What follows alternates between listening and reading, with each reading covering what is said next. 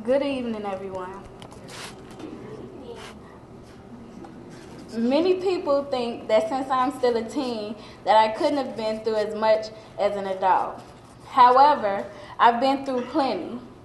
My experiences have taught me my rights from wrongs and how to be responsible. My name is Jamaica Taylor, and I attend Hyde Park Academy. I have a younger brother and an older sister.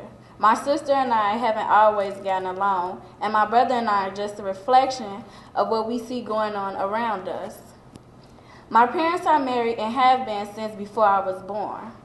Although they are married, it really hasn't been a walk in the park living with those two. There have been plenty of times that I wanted them to separate, but they keep on fighting for each other.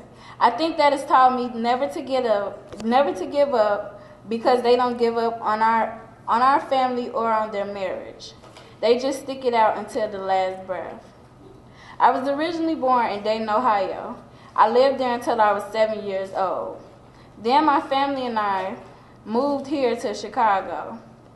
We all didn't come at the same time. My brother, father, and I, we all came together. About a week later, my mother and sister came. We all stayed with my grandmother. It was very nice of her to let my family stay with her as we looked for a place of our own, but what we went through there wasn't very welcoming. We were looked at as outsiders because we weren't from here.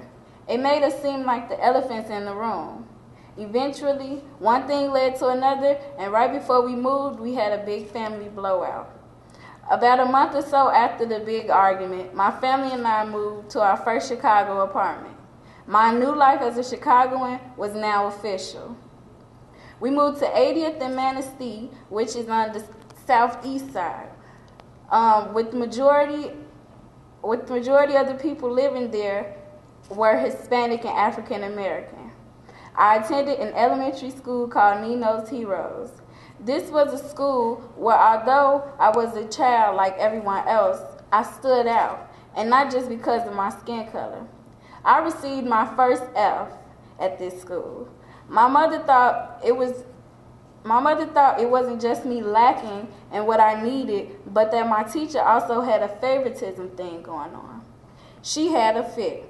My mother has always been soft-spoken, but if you upset her, the nice little lady that you see in front of you will turn into a nasty little gremlin.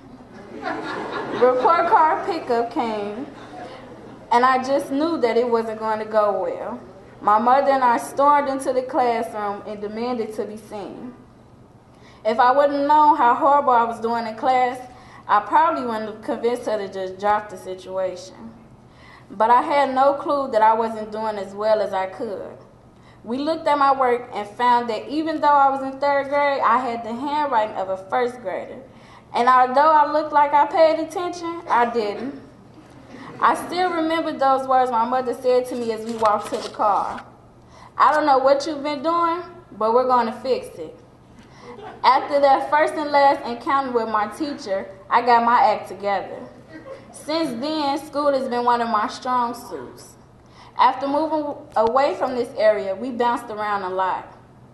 This put a strain on me because I had to meet new people, and I didn't keep in touch with them after we moved from neighborhood to neighborhood. I felt as though that was a waste of time, but it gave me people skills by making me find new playmates when I didn't want to sit in the house. When I was younger, I often wondered why we moved so much. It wasn't until I reached the 6th grade that I learned, even though my father had a job, all of the bills couldn't always be paid on time. That was the main reason why we moved so much, because my father was the only one working. My mother managed the money, but she could only work with the leftovers, so she did the best she could to pay as many bills as possible. Still to this day, we move around a lot. I believe that I was created to become something that no one in my family has accomplished yet, and that's a businesswoman. I think that if I hadn't joined Genesys Works, I would be looking for a job.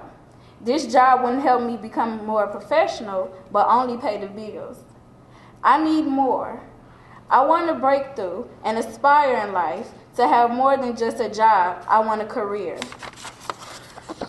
Looking back, I've always been motivated to succeed. I'm constantly pushed by my mother and father to make better decisions and not to follow in their footsteps.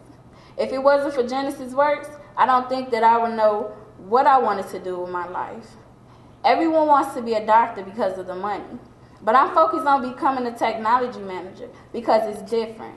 And technology is one of the many things in life that I love.